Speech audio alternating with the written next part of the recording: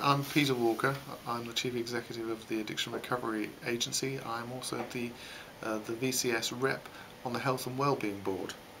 And last week I attended my first meeting, and it was an away day of the Health and Wellbeing Board. At the away day, brought together various members of the Health and Wellbeing Board, if you like, for an informal, facilitated day to look at some of the issues around the Wellbeing Board. The Wellbeing Board is in shadow form for the next year. In April next year will it in fact become a subcommittee of the Council. And across the country there's lots of different ideas about what role the Health and Wellbeing Board will play. The government's view is it should be a systems leader, which provoked a lot of discussion of exactly what that might mean. But the view from the chair, John Rogers, who's the cabinet member for Health and Social Care on the Council and chairs the Health and Wellbeing Board, his view was that the Health and Wellbeing Board in Bristol would be a strategic body and effectively not run operationally the various services, but actually provide the leadership and the coordination around services at a strategic level.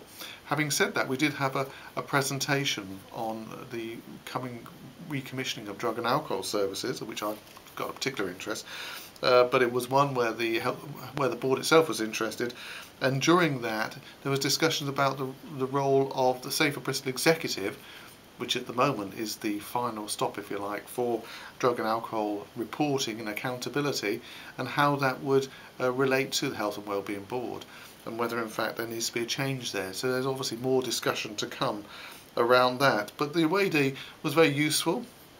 As I say, there were people from the clinical commissioning group, and obviously that's an emerging new factor in the commissioning of health services, and again linking into the drug and alcohol recommissioning discussion, there was quite a lot of interest that the prescribing element of drug and alcohol, of drug provision in particular, was excluded from the recommissioning, and there was concern that the clinical side of things should not be, in particular the GP side of it, should not be outside the frame of the new commissioning framework. So a lot of discussion, further discussion again to be had there. So basically on the away day there was discussion about membership of the board. Had they got the membership right. Obviously there isn't any present representation from the two big NHS trusts in Bristol, and again the view of that was that there could be a conflict of interest potentially in the future, given in the commissioning responsibility the board, or the oversight of commissioning that the board has.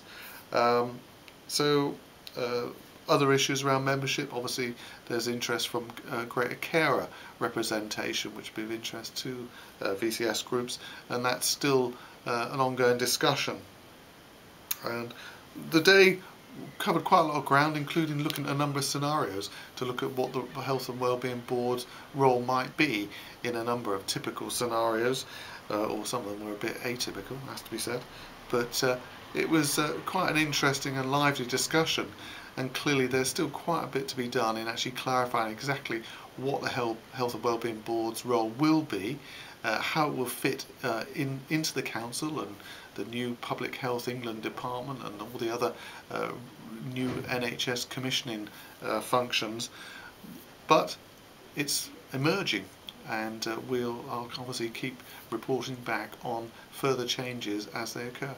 If you have any questions about Health and Wellbeing Board which you think I might be able to answer, you can contact me on by phone on 0117 934 0833, or you can email me at peterwalker@addictionrecovery.org.uk.